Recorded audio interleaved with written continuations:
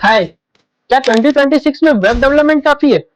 अगर सोच रहे हो तो सोचते रहो, क्योंकि जो डेवलपर पहले से HTML, CSS, React जानता है वो ऑलरेडी पीछे चल रहा है। क्यों? क्योंकि कंपनीज की डिमांड है कि मुझे वो डेवलपर चाहिए जो वेब डेवलपमेंट भी जानता हो और AI को अपने वेब में इंटीग्रेट भी कर सके। तो ये वीडियो में मैं तुम्हें दूंगा complete road map, web development और AI दोनों का। तो अब दिमाग में सवाल आ रहा होगा कि भैया ये वीडियो है किसके लिए? तो देखो, ये वीडियो उनके लिए जो वेब डेवलपमेंट स्क्रैच से सीखना चाहते हैं, या फिर वो जो वेब डेवलपमेंट स्टार्ट कर दिए हैं और अपने उस जर्नी में AI को भी ऐड करना चाहते हैं। तो वीडियो लास्ट तक जरूर देखना। और हाँ, लास्ट में एक बोनस टिप्स है, तो उसको मिस मत करना। वीडियो लास्ट तक जरूर देखना, चैनल को सब्सक्राइब करके वीडियो लाइक जरूर कर देना। तो अब सोचो कि जरूरी क्यों है हमारे लिए वेब डेवलपमेंट और AI दोनों साथ में, दोनों का कॉम्बो। पहले क्या होता था? पहले वेबसाइट में एक कंटेंट फॉर्म या फिर एक पोर्टफोलियो या एक ई-कॉमर्स वेबसाइट्स बनती थी। लेकिन अब कंपनीज को क्या चाहिए? उनको चाहिए AI चैटबॉट जो कस्टमर से बात कर सके, एक पर्सनलाइज कंटेंट जो यूजर के हर यूजर के लिए अलग अलग हो, और एक स्मार्ट सर्च जो यूजर का इंटेंट समझे। जो डेवलपर ये चीजें कर पाएगा उसकी डिमांड भी रहेगी और उसकी सैलरी भी ज्यादा रहेगी। तो चलो शुरू करते हैं। सबसे पहले क्या करेंगे, हम लोग वेब की बेसिक्स देखेंगे, क्योंकि बिना वेब के AI इंटीग्रेट करना पॉसिबल ही नहीं है। ठीक है, तो सबसे पहला स्टेप है तुम्हें HTML, CSS और रिस्पॉन्सिव डिजाइन पे ध्यान देना है। यानी तुम्हें HTML सीखना है, CSS सीखना है, फ्लेक्सबॉट सीखना है, CSS ग्रिड सीखना है, और फिर रिस्पॉन्सिव डिजाइन सीखनी है।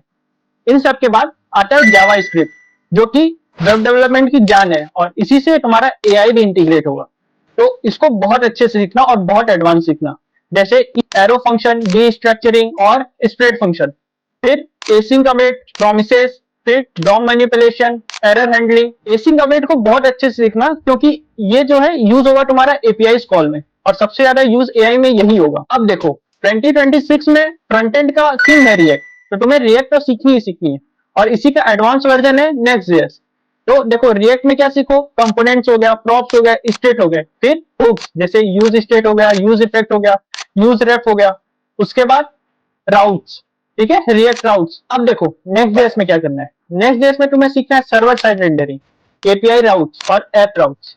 अब दिमाग में सवाल आ रहा होगा कि भैया नेक्स्ट.js क्यों? तो देखो, नेक्स्ट.js में क्या होगा, तुम OpenAI, जेमिनाई, क्लॉड जैसे AI API से बात कर सकते हो, वो भी सिक्योर और सर्वर साइड से। इन सब के बाद आता है तुम्हारा बैकएंड। बैकएंड तुम्हारे AI के लिए बहुत इंपॉर्टेंट है। क्यों? क्योंकि तुम यहाँ से यूजर को हैंडल करोगे, API के जो रिस्पॉन्सेज होंगे उनको सेव करोगे। तो क्या क्या सीखना है बैकएंड में? तुम्हें Node.js, Express.js सीखना है। फिर एक बैकएंड के लिए, डेटाबेस के लिए MongoDB सीख लो, और उसके बाद फिर क्या ऑथेंटिकेशन सीखना होगा तुम्हें। उसके बाद Prisma ORM सीखना होगा। अब यहाँ पे तुम्हारा वेब डेवलपमेंट खत्म होता है, अब आता है AI का पार्ट। तो सबसे पहले सीखो API कॉल करना और API को हैंडल करना, जैसे गूगल जेमिनाई, OpenAI, क्लॉड जैसे API का यूज करके सबसे पहले एक चैटबॉट बनाओ और API कीज को हैंडल करो, इन्वायरमेंट वेरिएबल यूज करो, और कभी भी API कीज को फ्रंट एंड में मत डालो। अब API कॉल करना सीख गए, इसके बाद LangChain सीखो और AI का वर्कफ्लो सीखो। इससे क्या होगा, तुम एक प्रॉपर चैटबॉट बना सकते हो, जिसमें अगर कस्टमर कोई क्वेश्चन पूछ रहा है तो AI तुम्हारा खुद रिस्पॉन्स करेगा। ठीक है, इन सब के बाद फिर तुम सीखो वेक्टर डीबी। अब वेक्टर डीबी क्या होता है? वेक्टर डीबी में देखो क्या होता है कि जैसे तुम कोई PDF अपलोड किए, फिर वो क्या करेगा, उस PDF से रिलेटेड जितने भी क्वेश्चन तुम पूछोगे उसके जवाब देगा, और ये सारी चीजें होंगी वेक्टर डीबी के थ्रू। तो वेक्टर डीबी सीखो, और फिर लास्ट में AI UI कंपोनेंट सीखो। इससे क्या होगा, जो तुम AI का already build in UI use कर सकते हो। अब तुम वेब डेवलपमेंट और AI सीख गए हो, अब तुम्हें क्या करना है? अब तुम्हें सिर्फ प्रोजेक्ट बनाने हैं, जो कि बहुत सारे बिगनर्स नहीं करते हैं। तुम्हें क्या करना है? प्रोजेक्ट ढूंढने हैं।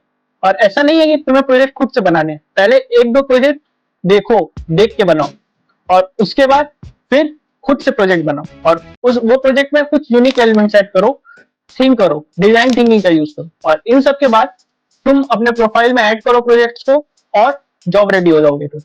तो अगर वीडियो पसंद आई होगी, वीडियो अच्छी लगी होगी, वीडियो को लाइक करना, दोस्तों में शेयर करना, और हाँ, चैनल को सब्सक्राइब जरूर कर देना, और कमेंट में बताना कि तुम्हें वीडियो कैसी लगी है। तो मिलते हैं अगली वीडियो में, तब तक के लिए बाय बाय।